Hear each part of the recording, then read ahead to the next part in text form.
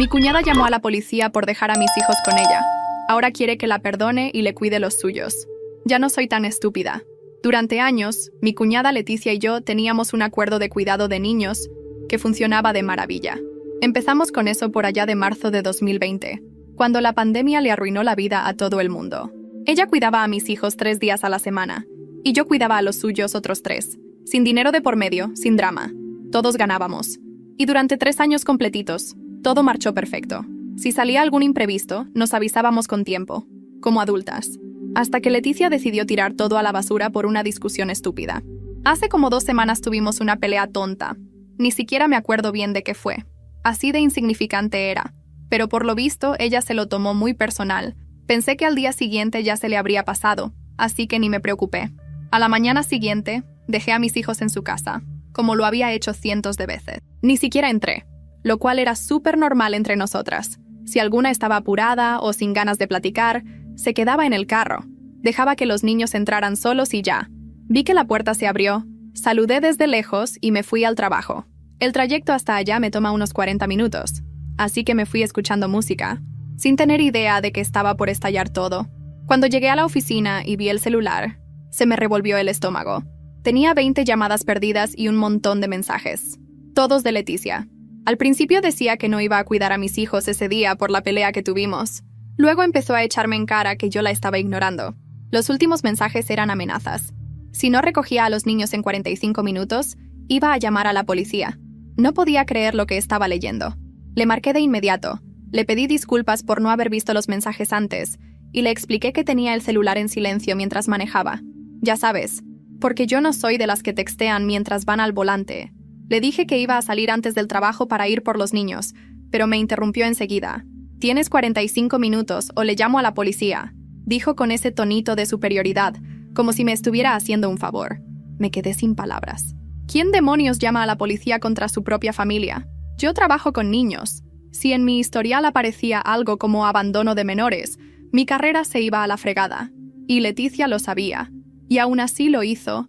Le dije que me iba a ir lo antes posible, pero que necesitaba cerrar unas cosas primero en la oficina. Mi jefa fue comprensiva, pero aún con su apoyo, no podía simplemente largarme así nomás. Cuando por fin llegué a casa de Leticia, ya había pasado poquito más de 1 hora. Había 2 patrullas estacionadas afuera, con las luces encendidas, y mis hijos estaban en la banqueta con una cara de susto que me partió el alma. Leticia estaba ahí, hablándole a los policías como si fuera la gran víctima, toda digna y altanera. Me bajé del carro, respiré hondo y me acerqué. Mi primera reacción fue gritarle ahí mismo, delante de todos, pero sabía que no podía hacer eso. Así que me volteé con los policías e intenté explicar. Fue un malentendido, les dije. No abandoné a mis hijos. Los dejé aquí esta mañana, como lo he hecho muchas veces. Pero no vi su mensaje diciendo que no podía cuidarlos, porque ya iba en camino al trabajo. Uno de los oficiales me miró como si ya hubiera escuchado esa historia 1000 veces. ¿No viste sus mensajes?, preguntó dudando. No, respondí, tratando de mantener la calma. Estaba manejando y el celular en silencio. En cuanto vi los mensajes, le llamé y le dije que ya iba. Vine lo más rápido que pude. Y claro que Leticia tenía que meter su cuchara. Te dije que hoy no podía cuidarlos, soltó de inmediato. Debiste revisar el celular antes de dejarlos. Esto es culpa tuya. Sentí cómo me hervía la sangre, pero me controlé. No vi el mensaje, Leticia. Pero eso no te da derecho a llamarle a la policía. Sabes que trabajo con niños. ¿Tienes idea de lo que esto pudo haberme causado? Ella solo se encogió de hombros. Como si no fuera gran cosa. Los policías nos miraban sin ganas de meterse en pleito de familia, hasta que uno de ellos dijo, «Bueno, esto suena más como un problema de comunicación. No hubo ningún delito aquí, así que no vamos a levantar ningún reporte. Solo asegúrense de que esto no vuelva a pasar». Eso fue lo que dijo uno de los policías antes de irse. Se subieron a las patrullas y se largaron. Yo abracé a mis hijos, los metí al carro y nos fuimos. Ni siquiera volteé a ver a Leticia mientras regresaba al volante. Pero claro, ella tenía que soltar la última palabra. «Pues la próxima vez checa tu celular», gritó detrás de mí. «La culpa fue tuya, no mía». No le respondí. No pude. Si abría la boca, me iba a salir una sarta de cosas que seguro me iban a hacer quedar como la loca de la historia. En vez de eso, azoté la puerta del coche, manejé hasta la casa y pasé el resto del día tratando de calmar a los niños. Y también a mí. Los días siguientes fueron como una niebla. No podía dejar de darle vueltas a todo en la cabeza. Los policías, la cara de autosuficiencia de Leticia, mis hijos parados con miedo en esa banqueta, el hecho de que tuve que explicarle todo a la policía, no más de recordarlo, me hervía la sangre otra vez. Ella sabía perfectamente lo que estaba haciendo. Sabía exactamente lo que yo podía perder. Y aún así, lo hizo. Unos días después, Leticia tuvo el descaro de escribirme. Dijo, y cito, «Creo que tal vez exageré un poquito. ¿Podemos volver al acuerdo de la niñera?» Me quedé viendo ese mensaje como por 5 minutos, pensando si le iba a contestar o si mejor la bloqueaba de una vez. Al final decidí que necesitaba escuchar lo que yo realmente pensaba. Le contesté, «No, Leticia, no vamos a volver a nada. Le llamaste a la policía por mi culpa, a tu propia familia. Sabías lo que eso podía causar en mi vida y te valió. Así que no vuelvo a cuidar a tus hijos nunca más. Arréglatela sola». Y cómo no, me respondió casi de inmediato, intentando echarme la culpa a mí. «Si hubieras revisado tu celular o me hubieras dicho algo cuando los dejaste, nada de esto habría pasado», escribió. «Yo te avisé. Si yo hubiera estado en tu lugar, lo habría manejado diferente». No podía creer el descaro de esta mujer. «Estás mal si de verdad crees que esto fue culpa mía». Le solté. «Te pasaste de la raya. Y hasta aquí llegamos. Ya estuvo bueno». Ella siguió escribiéndome, tratando de hacerme sentir culpable, queriendo que la perdonara, pero ya no le contesté. Bloqueé su número y pensé que con eso se acababa el tema. Spoiler, no se acabó. Cuando pensé que lo peor ya había pasado, me equivoqué. Fue un lunes por la mañana. Apenas estaba empezando a tomar mi café cuando recibí un mensaje de Recursos Humanos. «Necesitamos que pases a la oficina antes de comenzar tu jornada». No explicaban nada más. Pensé que sería algún tema administrativo o un aviso general, así que ni me preocupé. Dejé a los niños en la escuela, tomé la carretera hacia la oficina como cualquier día y entré con mi gafete colgado al cuello y un nudo invisible en el estómago que no sabía explicar. Me estaban esperando. 2 personas de RH y mi jefa directa. El ambiente era incómodamente tenso. Había papeles sobre la mesa, una laptop abierta y una mirada que no supe cómo interpretar. «Siéntate, por favor», dijo Patricia, la encargada de personal, con una voz seria. «¿Pasó algo? Nos llegó una denuncia formal sobre abandono infantil. Te mencionan directamente». Mi cuerpo se congeló. Literalmente. Tuve que hacer un esfuerzo consciente para no dejar caer la taza que llevaba en la mano. ¿Qué? ¿Cómo que abandono infantil? Al parecer, hubo un reporte a servicios infantiles hace unos días, relacionado con un incidente en casa de tu cuñada. El mismo día que la policía fue llamada. No podía hablar. Me miraban esperando una explicación. Yo solo pensaba, fue ella, Leticia. No le bastó con llamarme la policía. Ahora quiere destruirme del todo. Les conté todo, paso por paso. Cómo durante años tuvimos un acuerdo mutuo. Cómo funcionaba sin problemas. Cómo esa mañana simplemente no vi su mensaje. No omití nada. Ni siquiera la parte de nuestra discusión absurda que había detonado todo. Mi jefa asintió. Ella ya sabía parte de la historia, porque ese mismo día me había dejado salir antes para recoger a mis hijos. Pero escuchar que la denuncia había llegado a instancias oficiales le cambió la cara. «Necesitamos investigarlo internamente», dijo. «Tú sabes que trabajas con menores, y cualquier indicio de negligencia nos puede afectar como institución». Me sentí desnuda, juzgada, como si todos esos años de trabajo ejemplar no valieran nada frente a la versión venenosa de Leticia. «¿Quién hizo la denuncia?», pregunté, aunque ya sabía la respuesta. «No podemos revelar eso», dijo Patricia, bajando la mirada. «Claro que no pueden, pero yo lo sé. Salí de esa oficina con el alma hecha trizas. Llamé a mi amiga Carla, la única que sabía todo desde el principio. Te lo juro, Car, esta mujer me quiere destruir. No está bien de la cabeza. Ya es personal», me dijo ella. «Y no va a parar hasta que te vea arrastrándote». Carla tenía razón. Leticia no quería reconciliación. Quería poder. Quería control. Y yo le había quitado eso al decirle no. Esa misma noche, mi esposo, o lo que quedaba de él para mí, me dijo algo que terminó de romperme. «Tal vez deberías hablar con Leticia. Ya pasó suficiente. No puede ser que sigan así». Lo miré como si no lo conociera. «¿Me estás pidiendo que hable con la persona que casi me cuesta el trabajo? ¿La que metió a nuestros hijos en medio de su venganza?». Él se encogió de hombros. «Solo digo que hay que ser maduros». «Es tu familia, ¿no?». No respondí.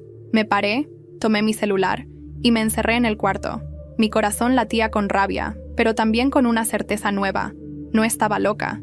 Y no iba a quedarme callada. Ese mismo día, empecé a guardar pruebas. Capturas de pantalla, correos, registros de llamadas, todo lo que pudiera demostrar lo que había pasado. Porque si Leticia pensaba que esto se iba a quedar así, No conocía ni la mitad de lo que yo era capaz de hacer para proteger a mis hijos. Y a mí. Esa noche, recibí un mensaje inesperado de la mamá de Leticia, mi suegra. Solo decía: podemos hablar cuando tengas tiempo. Necesito contarte algo sobre Leti.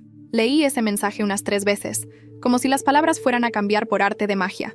Necesito contarte algo sobre Leti. Así, seco, sin emojis, sin contexto, sin cariño. Lo ignoré por un par de horas. No porque no tuviera curiosidad, la tenía, y mucha, sino porque ya no confiaba en nadie de esa familia. Después de todo lo que Leticia me había hecho, ¿cómo saber si su mamá no estaba solo siguiendo otro de sus planes retorcidos? Pero la intriga me comía viva. Esa noche, ya en pijama y con los niños dormidos, le escribí de vuelta. ¿De qué se trata? No tardó ni 5 minutos en contestar. ¿Puedes venir mañana en la tarde? Es mejor que te lo diga en persona. Acepté. Pero antes de ir, le conté a Carla. Siempre le contaba todo a ella desde que todo se volvió un caos. No vayas sola, me dijo, con esa voz suya que parece advertencia disfrazada de consejo. Y graba todo. Ya no estás en terreno seguro. Al día siguiente, fui, sin avisarle a nadie más. Me estacioné frente a la casa de mi suegra en Cuautitlán, esa misma donde hicimos tantas comidas familiares que hoy parecían recuerdos robados. Me senté en el auto un minuto. Respiré hondo. Apreté grabar en el celular y lo metí en el bolsillo interior de mi chamarra. Tocó la puerta Leticia. No me saludó. Solo se apartó para dejarme pasar. Su mirada era dura, seca, como si yo fuera una carga. «Está en el patio», dijo sin mirarme. Fui sin decir nada. Ahí estaba mi suegra, María del Carmen, con su cabello corto, suéter de estambre y esa cara de señora que ha vivido más de lo que aparenta. Me ofreció té. Rechacé. No estaba ahí para cortesías. ¿De qué se trata todo esto? Ella bajó la mirada. Luego me soltó. Leticia está mal. Y no es algo nuevo. Fruncí el ceño. ¿Cómo que mal? Desde hace años ha tenido episodios. Cambios de humor. Arranques. Cosas que no siempre tienen explicación. Cuando era adolescente ya había problemas. Una vez le pegó a una compañera de la secundaria y juró que fue en defensa propia. Otra vez casi se lleva a un niño de una fiesta porque decía que lo estaban descuidando. Me quedé fría.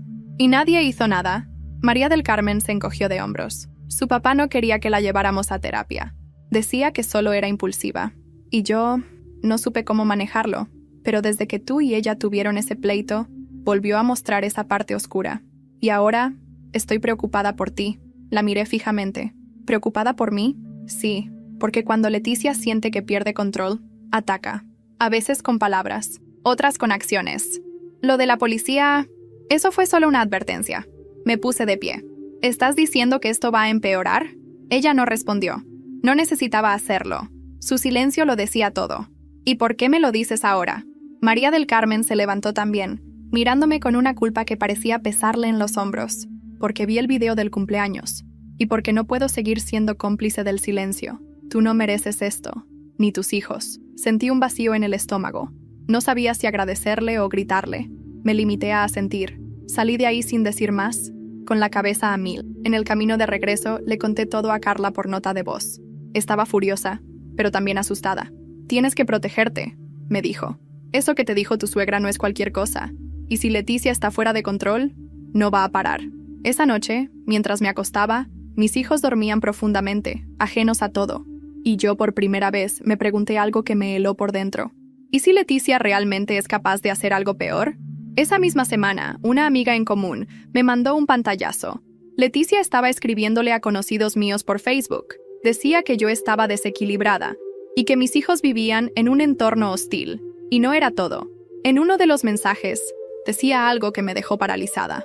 Lo peor es que ni siquiera sabe que estoy más cerca de lo que cree. Cuando leí esa frase, estoy más cerca de lo que cree, sentí que se me paralizaba el cuerpo. No era solo una amenaza velada, era una advertencia, o peor, un aviso, como si Leticia estuviera jugando conmigo, como si quisiera verme desmoronar, pedazo a pedazo. Corrí las cortinas de mi casa, cerré con seguro todas las ventanas, y me senté en el sofá, abrazándome los brazos con una ansiedad que me arañaba desde adentro. Carla llegó sin que tuviera que pedírselo. Me conocía demasiado. No hubo necesidad de explicaciones largas. Solo me miró y dijo, «Esto ya se fue a otro nivel». Tenía razón. Y lo supe aún más al día siguiente, cuando una mamá de la escuela me abordó al dejar a los niños. Mariana, la mamá de Emiliano. «Oye, ¿estás bien?», me dijo en voz baja, como quien teme ser escuchado. «¿Por qué lo dices?». Me mostró el celular. Leticia le había escrito. Le contó su versión, que yo era negligente, que mis hijos se quedaban solos por horas, que una vez los dejé encerrados en el coche mientras iba al supermercado, cosa que por supuesto jamás pasó. Y lo peor, había enviado una foto mía de hacía meses, donde salía tomando una cerveza en una reunión con amigas. «Esto es grave, ¿eh?», me dijo Mariana, claramente incómoda. «No sé qué está pasando entre ustedes, pero que empiece a hablar de tus hijos así me parece enfermizo». Y lo era. Leticia no solo quería vengarse, quería destruir mi imagen, poco a poco, hasta que nadie creyera una palabra de lo que yo decía. Esa misma tarde fui a la escuela a hablar con la directora. Le conté parte de la situación. No toda, porque todavía me costaba ponerlo en palabras, pero lo suficiente para que supiera que alguien estaba intentando manchar mi reputación. La directora me escuchó con atención. «Lo que me cuentas es muy serio», dijo con ese tono institucional que no permite leer emociones. «Si llegara a afectar a los niños, tendríamos que tomar medidas». Lo entendí como una amenaza sutil. Si no controlaba a Leticia, si no paraba todo esto, los que iban a pagar el precio serían mis hijos. Al salir, me temblaban las manos. Saqué el celular. Empecé a grabar un video. No para publicarlo, no todavía. Pero necesitaba documentar. Me filmé con el rostro desencajado y dije, «Leticia, si estás viendo esto, quiero que sepas que no tengo miedo de ti, que no voy a quedarme callada, y que si te acercas 1 centímetro a mis hijos, te denuncio. No me importa que seas familia, me voy a proteger». Guardé el video. Lo envié a Carla, a mi abogada, y lo dejé listo por si algún día necesitaba publicarlo. Esa noche, cuando creí que ya nada más podía pasar, el buzón de mi casa tenía algo. Un sobre, sin remitente. Adentro, una hoja impresa, en letras grandes, en negritas. «Eres una madre de mierda. Tus hijos estarían mejor sin ti». No había firma. No había otra hoja. Solo eso. Como un golpe seco en el pecho. Llamé a la policía. Vinieron, tomaron el sobre. Dijeron que probablemente no podrían rastrear de dónde venía, que si no había amenaza directa o firma, era poco lo que podían hacer. Otra vez la burocracia ganando. Otra vez yo quedando sola. Esa madrugada no dormí. Solo miré el techo, escuchando cada ruido, cada coche que pasaba, cada sombra que cruzaba mi ventana. Y en medio de esa oscuridad, entendí algo. Esto ya no era un conflicto familiar. Esto era una guerra. Y yo no podía seguir peleándola sola. Al día siguiente recibí una llamada de alguien con quien no hablaba hace años. «Hola, soy Mónica. Fui amiga de Leticia hace tiempo. Me enteré de lo que está pasando. Y creo que necesitas saber algunas cosas que nadie más se atreve a decir». Mónica. Hacía al menos 5 años que no sabía nada de ella. Recuerdo haberla visto en algunas fiestas familiares, pero su amistad con Leticia se había esfumado de repente, como todo lo que Leticia quema cuando deja de servirle. «¿Qué es lo que tienes que decirme?», le pregunté directo, sin rodeos. «¿Tienes tiempo para verme en persona?», respondió ella, en voz baja, como si tuviera miedo de que alguien la escuchara. «Depende. ¿Esto es algo que me puede ayudar a proteger a mis hijos?». «Mucho más que eso», dijo. «Te va a hacer entender quién es Leticia de verdad. Nos vimos ese mismo día en una cafetería pequeña, en Tlalnepantla. Llegué 10 minutos antes. Mónica ya estaba ahí, sentada en una mesa del fondo, nerviosa, con las uñas medio comidas y el celular boca abajo. Me saludó con un abrazo incómodo, y enseguida fue al grano. «Yo sé que tú crees que esto que te está haciendo Leticia es personal», empezó. «Pero no es la primera vez que lo hace. Ni la segunda». Fruncí el ceño. «¿De qué hablas?». «Leticia tiene un patrón. Siempre ha sido así. Cuando se siente ignorada, cuando alguien no la pone como prioridad, se convierte en otra persona.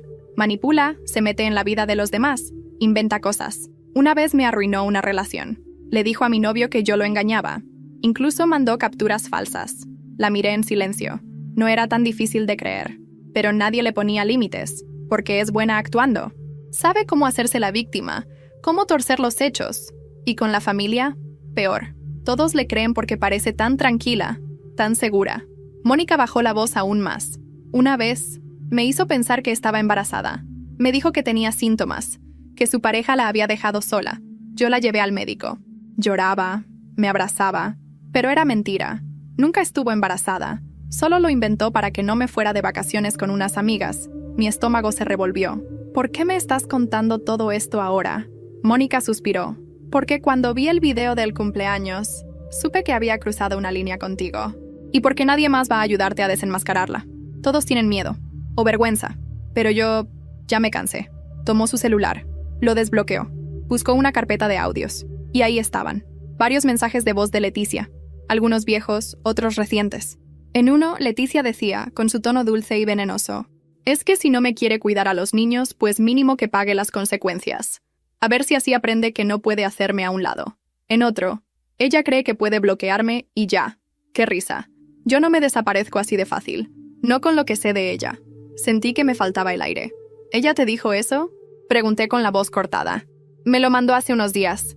Y no soy la única. Hay más personas que tienen cosas que contar. Solo que tú nunca has escuchado su historia. Porque Leticia sabe silenciar muy bien a quienes la conocen de verdad. Mónica me ofreció enviarme todos los audios. Acepté sin pensar. Quería pruebas. Quería tener cómo defenderme. Y ahora las tenía. Volví a casa con el celular lleno de evidencia y el corazón temblando. No podía creer hasta dónde había llegado Leticia. Ya no era solo una mujer dolida. Era una mujer peligrosa. Y me había elegido como blanco. Esa noche llamé a la abogada. Necesito levantar una denuncia formal. Ya no es por orgullo. Es por seguridad. Mi abogada, Lorena, me citó al día siguiente. Me dijo que con esos audios, con el video, con los mensajes que me habían mandado, teníamos suficiente para iniciar un procedimiento por acoso y difamación. Esto no se va a resolver de un día para otro, me dijo. Pero es el primer paso para que empiece a tener consecuencias. Mientras hablábamos, entró una notificación en mi celular. Era un mensaje del colegio. Urgente. Hola, ¿podrías comunicarte con nosotros lo antes posible? Necesitamos hablar contigo sobre un intento de retiro no autorizado de tus hijos hoy por la tarde. Corrí al coche con el corazón acelerado, las manos sudadas y la vista borrosa. El mensaje del colegio no podía significar otra cosa.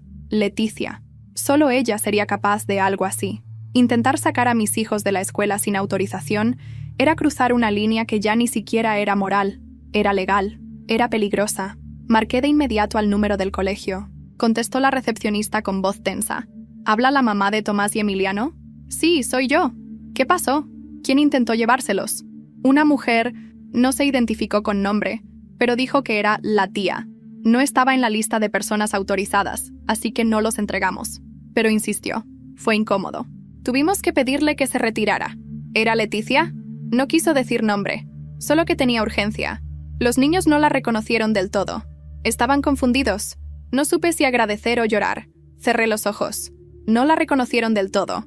Claro, llevaban semanas sin verla. Y aún así intentó sacarlos, como si fueran suyos, como si yo no existiera. Fui directamente al colegio. Cuando llegué, Tomás y Emiliano ya estaban conmigo en la dirección. Sus caritas mostraban una mezcla de confusión y miedo. Los abracé con fuerza. ¿Están bien? Sí, mamá, dijo Tomás. Pero esa señora dijo que tú le habías dicho que ella nos iba a llevar. No era cierto, ¿verdad? No, mi amor. Yo nunca diría eso. Me giré hacia la directora, que ya me esperaba con un expediente. Voy a necesitar que pongas por escrito que ninguna persona fuera de las que están en tu lista puede acercarse a los niños, dijo. Y si puedes traer el acta de nacimiento y credenciales para actualizar el archivo, mejor. Por supuesto, mañana a primera hora. Mientras salía del colegio, los niños me tomaban cada uno de una mano. El viento de la tarde se sentía distinto, más denso, como si el aire estuviera cargado con una amenaza silenciosa. Llamé a mi abogada. Intentó llevarse a mis hijos, hoy, del colegio. Entonces ya no hay tiempo que perder, respondió sin titubear. Vamos a presentar la denuncia hoy mismo y solicitaremos una orden de restricción. Fuimos directamente al Ministerio Público. Mientras esperábamos ser atendidas, mis piernas temblaban. Había gente gritando en otras oficinas. Una señora llorando con un niño en brazos. Un policía bostezando como si todo lo que escuchaba fueran repeticiones de una misma historia. Y en medio de todo eso, yo, queriendo gritarle al mundo que no era justo tener que llegar hasta aquí por culpa de alguien que compartía mi sangre política. Pasamos con el agente ministerial. Le conté todo. Desde el acuerdo que teníamos Leticia y yo para cuidar a los niños, hasta el incidente de la policía, los mensajes, los audios, el sobre anónimo, la visita de Mónica, y ahora, este intento de llevárselos. ¿Tienes cómo comprobarlo del colegio? Sí, respondí sacando el mensaje, capturas de pantalla, y el audio de la llamada que por suerte también había grabado. Lorena había insistido en eso, grabar todo. El agente tomó nota, revisó los documentos y asintió. Esto es suficiente para iniciar una carpeta, pero si ella no ha hecho daño físico, probablemente no podamos detenerla. Aún, no necesito que la detengan, dije, controlando mi rabia. Solo quiero que se mantenga lejos de mis hijos. Para siempre. Salimos después de 3 horas. Lorena me abrazó. Ahora empieza lo difícil, pero ya no estás sola. Esa noche, con los niños dormidos y la casa en silencio, me senté frente al celular y abrí una nota de voz nueva. Era para Leticia. No para enviársela, no, para guardarla, porque necesitaba sacarlo. No sé en qué momento te convertiste en esto, Leticia. No sé qué te hizo pensar que tenías derecho sobre mi vida, sobre mis hijos, sobre mi paz. Pero ya se acabó. Esta fue la última. La próxima vez que intentes algo, no vas a enfrentar solo mis palabras, vas a enfrentar la ley. Y créeme, yo no voy a perder. Guardé la nota. Cerré el celular. Al día siguiente, mientras llevaba a los niños a la escuela, vi algo que me heló la sangre. Una camioneta blanca, estacionada frente a mi casa. Adentro, una figura que parecía demasiado familiar. Cuando volví por la tarde, la camioneta ya no estaba, pero en mi buzón había un segundo sobre. Esta vez con una foto. Era yo, en el supermercado, con mis hijos, fechada el día anterior. No supe qué me dio más miedo, la foto en sí, o el hecho de que alguien me estaba siguiendo sin que me diera cuenta. La imagen no era casual. Estaba tomada desde lejos, pero enfocada. Mi rostro, el de mis hijos, el carrito lleno, la hora impresa en una esquina, 17:43. Eso significaba que la persona que la tomó estuvo ahí, cerca, observándonos, quizás a metros de distancia mientras yo comparaba precios de cereal o buscaba jugos en oferta. Sentí una mezcla de náusea y rabia, porque esto ya no era simbólico. No era una advertencia pasiva, era vigilancia, era acoso. Carla vino apenas se lo conté. Se sentó en mi sala, vio la foto y soltó. Esto ya no es un juego de venganza, es obsesión, y peligrosa. Llamé a Lorena, mi abogada. Nos reunimos esa misma tarde. Le mostré la foto. Esto cambia todo. Ahora ya no estamos hablando solo de difamación o acoso digital. Esto puede considerarse hostigamiento físico y psicológico. Vamos a usarlo para reforzar la denuncia y agilizar la orden de restricción. ¿Y si ella no fue la que tomó la foto? Le pregunté, aunque en el fondo ya sabía la respuesta. Entonces alguien lo hizo por ella. Pero el mensaje está claro. Te quiere hacer sentir vigilada, controlada, vulnerable. Lo siguiente podría ser un contacto directo, y eso no lo vamos a permitir. Ese mismo día, Lorena gestionó una solicitud de audiencia urgente para presentar la nueva evidencia. La abogada también me recomendó instalar cámaras en casa. Lo hice esa misma noche. Frente, patio, entrada trasera. Me costó lo que no tenía en la cuenta, pero no me importaba. Ya no se trataba de dinero, se trataba de estar viva. Pero Leticia no iba a detenerse tan fácilmente. Esa semana, mi esposo, ex esposo ya en los hechos, aunque no legalmente, volvió a casa después de varios días en silencio. Necesitamos hablar, dijo sin rodeos. No hay nada que hablar, Mauricio. Sí lo hay. Me llamó mi mamá. Está preocupada. Dice que estás exagerando las cosas, que ahora estás obsesionada con destruir a Leticia. Lo miré con una mezcla de risa incrédula y furia. ¿Obsesionada yo? ¿Sabes que intentó sacar a nuestros hijos del colegio? ¿Sabes que alguien me sigue y me toma fotos? ¿Sabes lo que es vivir con miedo de salir a la calle? Mauricio no respondió de inmediato. Miraba el suelo. Luego dijo algo que terminó de derrumbar lo que quedaba. No creo que Leticia haría algo así. Es mi hermana. La conozco. No, no la conoces. Nunca la conociste. Y a mí tampoco. Porque si me conocieras, sabrías que yo no inventaría algo así, ni aunque me estuviera muriendo de odio. Ese fue el último día que Mauricio durmió en casa. Al día siguiente, recogió algunas cosas y se fue. No lloré, no grité. Solo me quedé ahí parada, viendo cómo cerraba la puerta sin decir adiós. Porque en ese momento entendí que no solo había perdido una relación, había perdido la ilusión de que alguien me protegiera. Y si nadie lo iba a hacer, entonces iba a hacerlo yo. Una noche después, mientras revisaba las grabaciones de la cámara recién instalada, vi algo. A las 03:12 am, un coche se detuvo frente a mi casa. Bajó una figura. No se ve el rostro, solo una silueta. Se acerca al buzón, coloca algo y se va. Corrí afuera. En el buzón había un tercer sobre. Adentro, un mensaje escrito a mano. Si no te detienes, voy a hacer que pierdas lo único que todavía te queda. Y junto al mensaje, una copia del acta de nacimiento de mis hijos. Sostuve esa copia entre las manos como si me quemara. Temblaba. El sudor me corría por la espalda, aunque hacía frío. Me senté en el suelo, en la entrada de la casa, con la puerta abierta y la cámara del celular apuntando hacia mí. Grabé otra vez. No sabía si algún día iba a tener que usar esas grabaciones en un juzgado, pero sentía que necesitaba dejar constancia, dejar pruebas, porque Leticia estaba cruzando la última línea. mis hijos. Se había metido a donde nadie tiene derecho de entrar. No era solo la copia de un papel, era el mensaje detrás. Era el aviso sutil, sin decirlo, de que ella también se sentía madre de mis hijos. O peor, de que podía arrebatarme la única cosa que me mantenía en pie. Ellos. Esa misma madrugada llamé a Lorena. No me importó la hora. Tiene sus actas, Lorena. ¿Cómo consiguió eso? ¿Cómo demonios? ¿Dónde las guardabas tú? En la gaveta del escritorio, bajo llave. Nadie más tenía acceso. ¿Mauricio? Me quedé en silencio. No quería creerlo. Pero esa llave, solo él la tenía también. Lorena respiró hondo. Voy a pedir una medida cautelar más agresiva. Esto ya no es solo una orden de alejamiento. Vamos a solicitar protección para ti y los niños. Puedes quedarte conmigo esta noche si quieres. Pero no duermas ahí. Ni un segundo más. Me fui. Desperté a los niños sin decirles mucho. Vamos a dormir en casa de una amiga, les dije, con la voz más calmada que logré fingir. Ellos, acostumbrados ya a los cambios súbitos, no hicieron preguntas. Solo empacaron sus cosas pequeñas, abrazaron sus peluches y subieron al coche en pijama. En casa de Lorena, por fin, dormí. No profundamente, no tranquila, pero dormí. A la mañana siguiente, me despertó una llamada. Era la escuela. Necesitamos que vengas, dijo la directora. Es urgente. Pensé lo peor. Otra vez. Corrí. Cuando llegué, me llevaron directo a su oficina. Una persona llamada Leticia intentó registrarse como tutora legal de Tomás y Emiliano. ¿Qué? Lo hizo a través de un correo electrónico que incluía copias del acta de nacimiento de los niños, una supuesta carta firmada por ti, obviamente falsa, y una dirección que no coincide con ninguna que tengamos registrada. Lo detectamos porque usamos validación digital, y el documento no tiene los sellos legales correctos. ¿Ya contactaron a alguien? No. Te contactamos a ti primero. Pero necesitamos saber si quieres que esto se denuncie directamente desde la institución. Esto es un delito grave. Sí, por favor, háganlo. No sé qué está buscando, pero está cruzando todos los límites. Esa misma tarde, la denuncia fue añadida a la carpeta. Esta vez, con participación directa de la escuela. Leticia había incurrido en suplantación de identidad, falsificación de documentos y tentativa de fraude legal. Finalmente, la ley comenzaba a inclinarse a mi favor. Lorena sonrió con esa expresión tensa que mezcla triunfo y agotamiento. Esto nos da fuerza.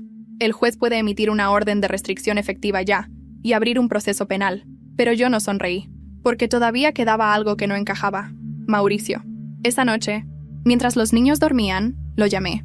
No para pelear, no para gritar, para entender. ¿Le diste las actas a Leticia? Silencio. No me mientas, solo dímelo. Necesito saber. No le di nada, dijo él, pero las vio. Un día que fui a buscar papeles, ella vino conmigo. Yo no pensé que fuera a hacer algo. No pensé que fuera en serio. ¿Cómo pudiste? No pensé que fuera a llegar tan lejos. Colgué sin decir más. Lo bloqueé. Esa fue la última vez que hablé con él. Pasaron 3 días. 3 días sin incidentes. Pensé, por un segundo ingenuo, que tal vez Leticia se había rendido. Hasta que abrí mi correo y vi el asunto del mensaje. Petición formal de custodia compartida. Tribunal Familiar del Estado de México. Leticia me estaba demandando por custodia. Leí ese correo al menos 10 veces antes de poder moverme. Petición formal de custodia compartida. El archivo adjunto era un PDF frío, sellado, con términos jurídicos y palabras que me provocaron arcadas. Ambiente inestable, madre emocionalmente inestable, historial de conflictos familiares, red de apoyo paterna sólida. Leticia me estaba demandando por la custodia compartida de mis hijos, como si fuera su derecho, como si fuera su rol, como si, después de haberlos dejado llorando en la banqueta, de haber llamado a la policía, de haber inventado historias, manipulado a la familia y falsificado documentos, ella mereciera una parte de ellos. Corrí a la cocina. Vomité. Llamé a Lorena. ¿Qué clase de monstruo hace esto? Lorena llegó en 20 minutos. Revisó el documento. Frunció el ceño con una mezcla de rabia y asombro. Aquí hay una estrategia.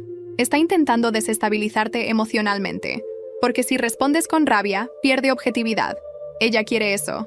Que grites, que pierdas el control, que la hagas ver como víctima. ¿Y si el juez le cree? No va a pasar. Tenemos pruebas, tenemos testigos, y vamos a conseguir más. Y los conseguimos. Mónica declaró formalmente. Mariana, la mamá de Emiliano, también. Incluso una de las maestras de mis hijos escribió una carta voluntaria describiendo el cambio de ánimo en los niños desde que Leticia volvió a sus vidas. Ansiedad, temor, pesadillas. Todo eso estaba en papel. Leticia podía inventar historias, pero la realidad tenía rastros más profundos, y yo tenía el rastro completo. Aún así, el día de la audiencia, el miedo era real. Las audiencias de familia no son como las de las películas. No hay grandes discursos, no hay estrados. Es todo más íntimo, más silencioso, pero igual de brutal. Leticia estaba ahí, delgada, con el cabello peinado impecable, lentes discretos y una libreta en la mano. Fingía fragilidad. Me vio entrar y bajó la mirada, como si no pudiera enfrentarme, como si fuera la parte sufrida de esta historia. El juez pidió que nos sentáramos. Señora Leticia de la Cruz, ¿puede explicar por qué está solicitando custodia compartida? Ella inspiró profundo y empezó. Mis sobrinos son como mis hijos. Durante 3 años los cuidé, los alimenté, los acompañé. Formamos un lazo que ahora ha sido roto de forma unilateral. La madre está atravesando una crisis emocional evidente. Ha cortado lazos con su esposo, con su familia. Ha cambiado de domicilio varias veces. No tiene una red de apoyo estable para los menores. Yo solo quiero estar presente. Para ellos. No por venganza. Mentía con los ojos brillantes. Hablaba con la voz entrecortada de quien está a punto de llorar. Pero yo ya no era la mujer que se quedó paralizada cuando vio a la policía frente a la casa. Ya no. Me puse de pie cuando me tocó hablar. Mi nombre es Valeria. Soy madre de Tomás y Emiliano, y durante 3 años Leticia fue mi apoyo. No lo niego. Lo fue. Hasta que por una discusión decidió castigarme, usando a mis hijos. Me denunció falsamente. Llamó a la policía, intentó sacarlos de la escuela sin mi permiso. Falsificó documentos y me ha perseguido de forma constante desde entonces. No busca verlos, busca controlarme. Saqué los documentos, los audios, los testimonios, el sobre con la foto, el mensaje con la amenaza, el video de la cámara. El juez revisó cada pieza en silencio. Con cada minuto que pasaba, Leticia iba perdiendo color en la cara. Se procederá con una investigación preliminar para determinar la veracidad de los documentos entregados, dijo el juez. Mientras tanto, se prohíbe el acercamiento de la demandante a los menores o su madre hasta nuevo aviso. Leticia se quedó helada. Y entonces, por primera vez en meses, vi su verdadera cara. Esa cara que solo conocían los que habían sido víctimas de su manipulación. Una mueca de odio seco, contenida, como una olla a punto de reventar. Me lanzó una mirada como cuchillo y susurró, apenas audible. «Esto no ha terminado». No respondí. Solo salí del juzgado. Abracé a Lorena y exhalé. No era una victoria final, pero sí era mi primer respiro en meses. Esa noche, mientras ponía a dormir a los niños, Tomás me miró y preguntó, ¿ya se fue la tía? Lo abracé. Sí, mi amor, ya se fue, pero me equivoqué. 2 días después, Carla me llamó, nerviosa. ¿Estás en internet? ¿Y qué? Leticia subió un video, un TikTok, una historia falsa sobre ti. Pero lo peor, usó fotos tuyas y de los niños. El video se está haciendo viral. El corazón me dio un vuelco tan violento que sentí náuseas otra vez. Abrí el celular. Carla ya me había mandado el enlace. El video estaba en TikTok, en una cuenta nueva. Pero la voz, esa voz, era inconfundible. Leticia, narrando su historia. Una supuesta tía noble y amorosa que había cuidado de sus sobrinos, mientras la madre, es decir, yo, se perdía en fiestas, relaciones tóxicas y abandonaba a sus hijos por días. Lo decía con ese tono triste, como si realmente le doliera, con fondo de piano melancólico y fotos de mis hijos pixeladas, imágenes robadas de mi perfil privado, y una en la que salía llorando en la fiesta de cumpleaños, justo cuando ella me provocó hasta romperme.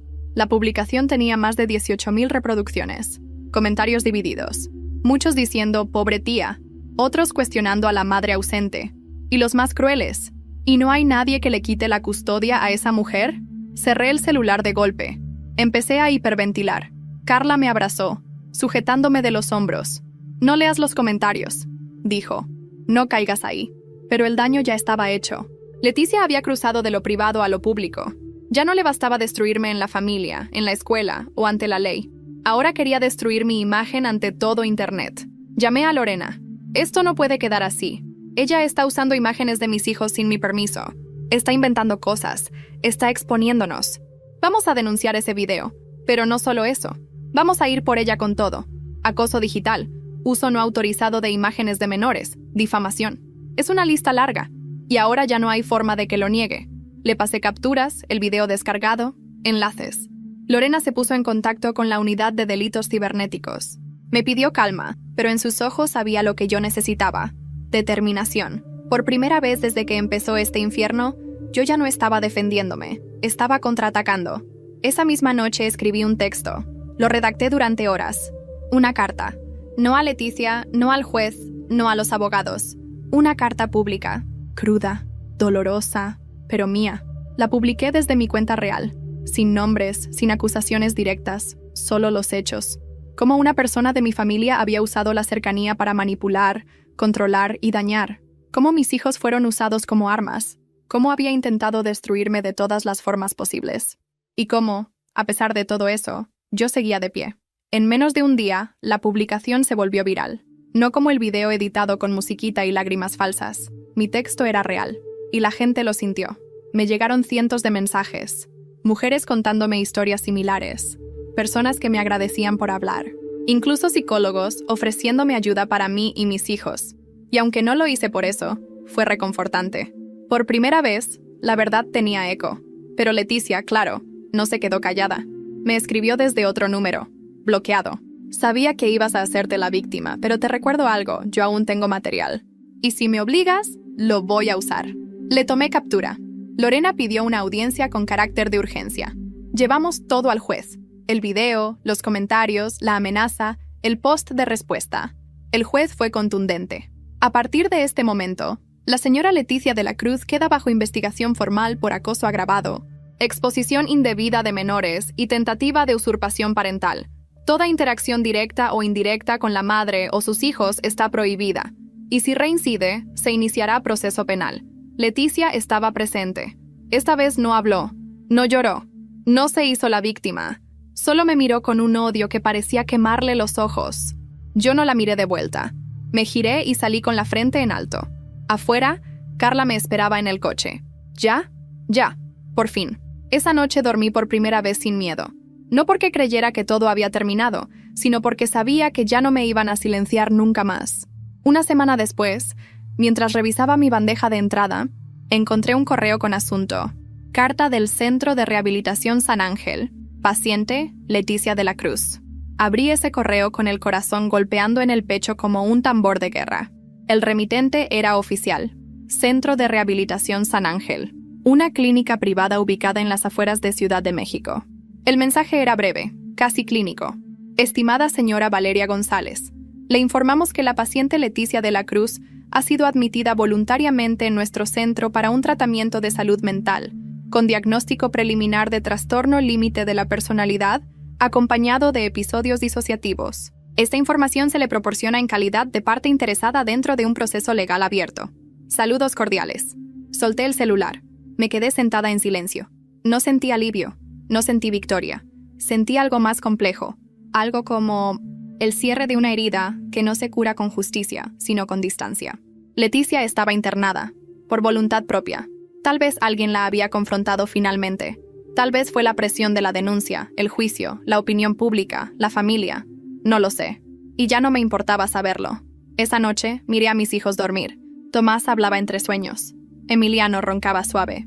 Me senté en el borde de la cama y los observé en silencio, con una mano en el pecho, intentando recordar cómo era mi vida antes de Leticia, antes de la guerra.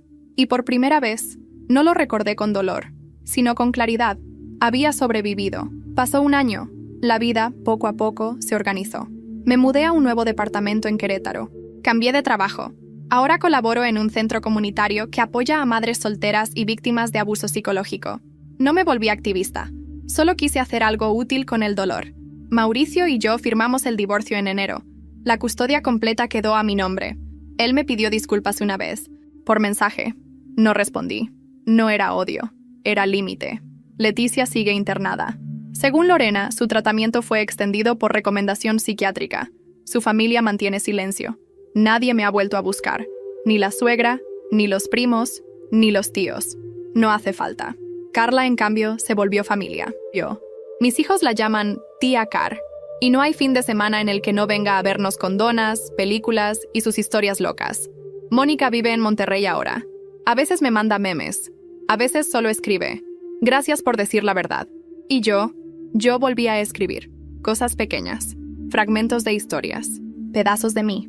Un día me invitaron a dar una charla en una universidad local. Tema: gaslighting y manipulación silenciosa en entornos familiares. Pensé en decir que no, pero fui. Me paré frente a 40 personas. Respiré y conté mi historia.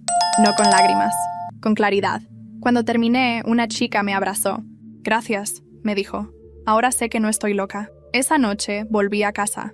Puse a mis hijos a dormir y abrí una hoja nueva en el computador. Escribí la última frase que me faltaba. «No me destruiste, Leticia. Me reconstruí sin ti. Y eso es algo que jamás podrás controlar». Apagué la pantalla, cerré los ojos. Y por fin, dormí sin sobresaltos.